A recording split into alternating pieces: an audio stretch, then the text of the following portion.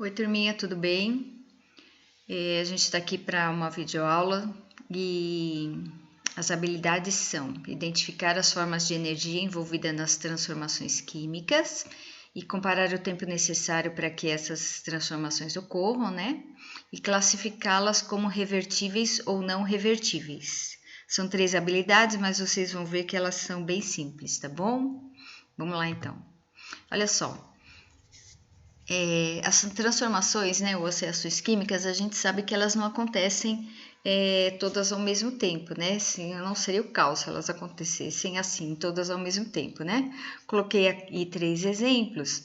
O primeiro é a explosão de fogos de artifício, né? A gente sabe que os fogos de artifício uma transição, né, transformações químicas que acontecem instantaneamente, né? Você coloca fogo lá quando encosta lá na pólvora e nos todos os outros componentes que tem lá nos fogos de artifício, acontece aquela explosão instantânea, aquele show todo bonito que a gente vê, principalmente no final do ano.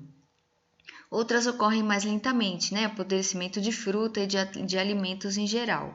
Então, não é uma reação assim instantânea, né? Imagina, a gente não conseguiria comer nada, né? Se fosse uma reação ou uma transformação instantânea. Então, acontece mais lentamente. E um outro exemplo que eu coloquei aí foi desenvolvimento de plantas, que são transformações químicas que acontecem bem mais lentamente, né? Então, vocês podem perceber que as velocidades das transformações químicas, elas variam de um material para outro, né? Então, a gente vai ver como isso ocorre, qual a maneira que ocorre. Então, olha aí, a gente tem uma tabela. Então, vamos conversar aí. A gente tem os sinais perceptíveis, que em química tem um nome aí bacaninha, que são evidências macroscópicas, né? O que são evidências macroscópicas? É o que a gente pode perceber, o que a gente vê, que houve transformação química, né? E qual a classificação, se ela vai ser instantânea ou não. Então, vamos dar uma olhada, né? Carbonato de cálcio mais ácido clorídrico, que é a primeira que está aí, ó. O que ocorre? Né? Formação de gás. Então, essas duas substâncias, o carbonato de cálcio mais o ácido clorídrico, quando a gente mistura as duas, imediatamente já começa a levantar bolhas, né? Que são a formação de gás, né? Que é o gás carbônico. Então, se imediatamente, quando a gente mistura essas duas substâncias, já começa a liberar um gás, a gente classifica essa reação como uma reação instantânea, né? Juntos os dois já começa a liberar gás, a gente classifica como instantânea, tá bom? Queima de etanol, próximo. Quais são os sinais? Liberação de calor e luz. Se libera calor e luz, imediatamente quando a gente fornece energia, né, em forma de calor, essa transformação, uma transformação instantânea, tá? Próximo, apodrecimento de fruta, a gente já falou sobre isso, né? Quais são os sinais, né? Quais são as evidências macroscópicas? Ela muda de cor, de odor, de textura, de sabor, né? São várias evidências. Mas é uma reação instantânea? Não, né? A gente coloca lá na fruteira ou na geladeira e ela demora, né? Dependendo da fruta, demora vários dias, outras menos, mas não é uma reação instantânea, né? Então a gente classifica como uma transformação não instantânea. Próximo, enferrujamento de portão de ferro. O que acontece? Quais são os sinais perceptíveis, né? Quais são as evidências macroscópicas? Mudança de cor e textura. Então, fica lá, a gente fala que enferruja, né? Enferruja, oxida. Ela é uma transformação não instantânea.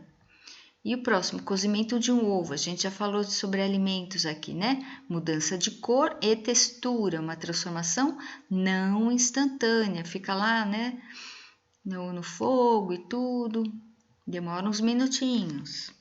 Ok? Tudo bem aqui sobre os sinais, né? As evidências macroscópicas e a classificação, se ela é instantânea ou não?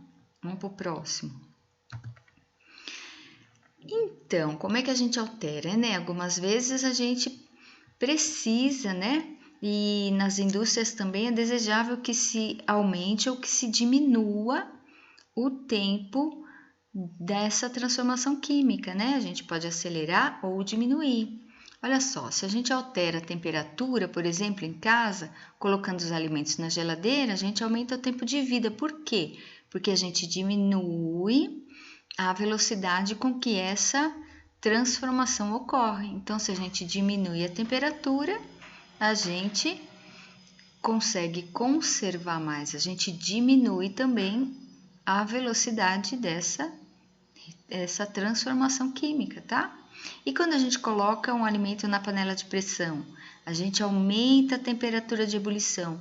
Temperatura de ebulição da água ao nível do mar é 100 graus Celsius. E quando a gente coloca na panela de pressão, a temperatura de ebulição da água vai para 104 graus Celsius. Então, isso acelera o cozimento dos alimentos, tá bom? E a superfície de contato, ó. Quando a gente corta os alimentos para cozinhar, ele cozinha mais rapidamente, né? Então, se você coloca uma peça de carne inteira para cozinhar, ela vai demorar mais tempo do que se você cortar em cubinhos, por exemplo, uma peça de carne, ela vai cozinhar mais rápido. Por quê? Porque a superfície de contato lá com a panela da carne picadinha é maior, então ela vai cozinhar mais rapidamente, tá bom? Então, se você alterar a temperatura, aqui nos dois casos, e a superfície de contato, você vai alterar a velocidade com que essas transformações químicas ocorrem, tá bom? Revertibilidade nas reações químicas. O que é revertibilidade? É você conseguir reverter a transformação que acontece aqui. Por exemplo, aqui, ó, você tem a parafina, eu coloquei aqui a parafina para ter uma boa ideia aqui, ó, usada para confeccionar vela. Se você derreter é um termo comum para fundir. Na química a gente fala fundir, tá? A gente consegue depois voltar ela para o estado normal dela, que é o estado sólido, né? Então, essa é uma transformação revertível. E é uma transformação química? Não, essa é uma transformação física, né? Então, você funde e você volta a ter uma parafina sólida. Então, essa aqui é um exemplo de uma transformação física, tá? E aqui, ó, uma fruta apodrecida. Quando apodrece, você não pode mais ter uma fruta boa para consumo, né? Então, você tem uma reação irrevertível, tá? Então, essa daqui é uma transformação química, tá bom? Não confunda, gente, a palavra irrevertível com irreversível, tá? Reações reversíveis e irreversíveis, vocês vão aprender lá no 3º ano do ensino médio, tá? Isso aqui é irrevertível, ok? Olha só, vamos olhar essa tabela aqui, ó. Queima de papel. Queima de papel, uma vez que você queimou o papel, você consegue ter, ele virou cinzas, né? Você consegue ter papel novamente? Não. Então, ela é uma reação irrevertível, tá? Amadurecimento de legumes. Você, depois que, ou legume ou qualquer alimento, né? Depois que ele ficou maduro, consegue voltar a ser verde novamente? Não, né? Então, é uma reação irrevertível. Hidratação da cal viva. Isso daqui é uma transformação química. Mas, se você retirar a água dessa molécula, você consegue? Consegue. Então, essa é uma reação, uma transformação revertível, ok? Corrosão do portão de ferro. Corrosão do portão de ferro é uma transformação irrevertível. Você não consegue ter o ferro bonitão lá de novo. Ah, você pode falar para mim, professora, só dá uma lixada lá que o ferro fica bonito de novo, o portão fica bonito de novo. Não, mas acontece que você vai ter, não vai mais ter a espessura de ferro que você tinha antes, você vai ter lá uma grade de ferro menorzinha. O ferro que tinha lá, ele virou uma outra substância, se transformou numa outra substância, tá? Óxido de ferro, ok? Cozimento de um ovo. Irrevertível, a gente já viu, né? Alimentos. Corrosão de zinco por ácido. Irrevertível. E derretimento de gelo, isso é uma transformação física, né? Revertível. Você consegue lá pegar a água, colocar na forminha, botar na geladeira de novo, ok? Ok, então, resumindo aqui, revertibilidade das reações químicas, ela é muito importante, tanto para nós, como para a indústria, né? Bem como a rapidez com que elas ocorrem, porque em escala industrial, não é interessante que as transformações demorem muito tempo, por conta de custo, né? E outras vezes também não é interessante que uma transformação seja muito rápida, né? Tem que ser mais devagar. Então, isso para um químico é muito importante na indústria, tá bom? Espero que vocês tenham entendido. Eu acho que acabou aqui. Isso.